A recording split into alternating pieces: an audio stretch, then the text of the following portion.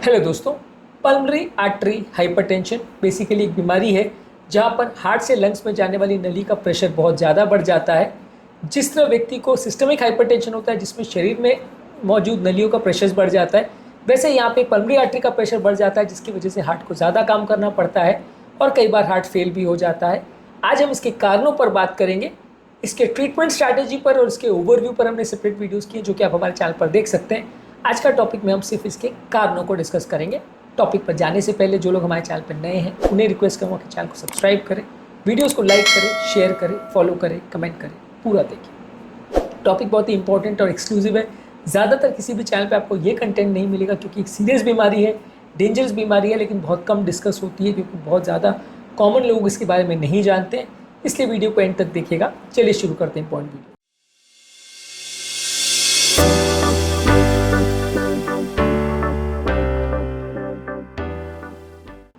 सबसे पहले ये समझ लीजिए कि पल्मोनरी आर्टरी हाइपरटेंशन के बहुत सारे केस में कोई क्लियर कट कारण नहीं मिलता है।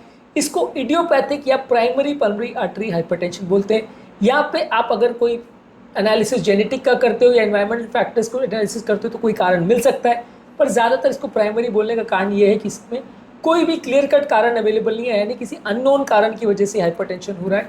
जब कभी पल्मोनरी आर्टरी प्रेशर किसी अननोन कारण की वजह से बढ़ते हैं तो उसे इडियोपैथिक पल्मोनरी आर्टरी हाइपरटेंशन बोला जाता है। ये काफ़ी कॉमन है, इनफैक्ट ये सबसे ज़्यादा कॉमन कारण है जिसकी वजह से पल्मोनरी आर्टरी हाइपरटेंशन होता है। सबसे ज़्यादा डेंजरस भी है क्योंकि जब कभी ये होता है और सीरियस पल्मोनरी आर्टरी हाइपरटेंशन होता है या बहुत सीवियर पल्मोनरी आर्टरी हाइपरटेंशन होता है तो बहुत ज़्यादा जल्दी इसमें मृत्यु होती है। कई सालों के अंदर ही पेशेंट की मृत्यु हो जाती है।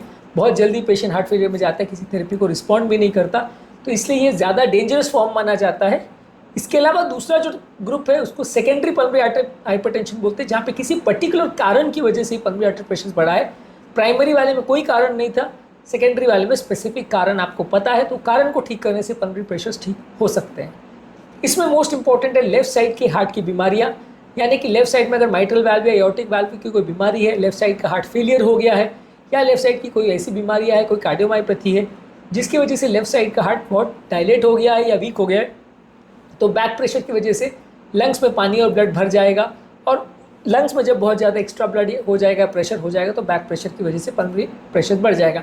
ये लगभग वैसे ही कि जैसे आप नदी में अगर एक डैम क्रिएट कर देते हो तो काफ़ी दूर तक जितना बड़ा और जितना गहरा डैम आप बनाते हो, जितनी ज़्यादा चौड़ा डैम आप बनाते हो, उतना पीछे तक पानी भरते चला जाता है। वैसे ही अगर हार्ट में आगे ब्लड पंप नहीं हो पा रहा है तो पीछे बैक प्रेशर की वजह से पानी भरता चला जाएगा।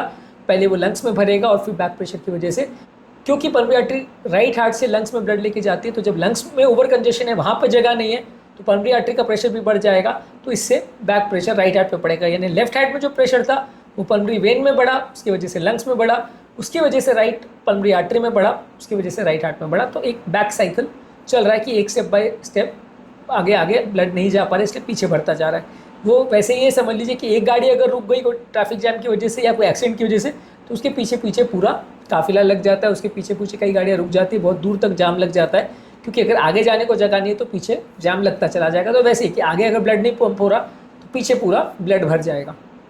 इसी तरह से क्रॉनिक ऑब्स्ट्रक्टिव एयरवे डिजीज यानी एस्थमा, क्रॉनिक ब्रोंकाइटिस या एम्फाइसीमा जैसी बीमारी है जिसमें लंग डिस्ट्रॉय हो जाता है, तो वैसे केस में भी पल्मोनरी आर्टरी हाइपरटेंशन हो जाता है, क्योंकि पल्मोनरी आर्टरी में काफ़ी हाइपोक्सीमिया हो जाता है जिसकी वजह से पल्मोनरी आर्टरी प्रेशर्स जो है वो बढ़ जाते हैं और पल्मोनरी हाइपरटेंशन हो जाता है।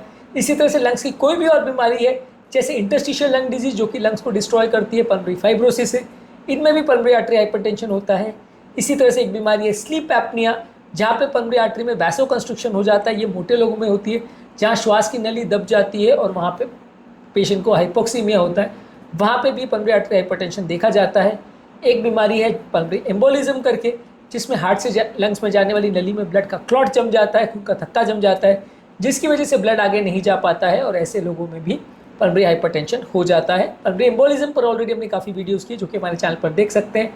स्लीप एपनिया पर भी हमने काफ़ी वीडियोस की जो कि आप हमारे चैनल पर देख सकते हैं।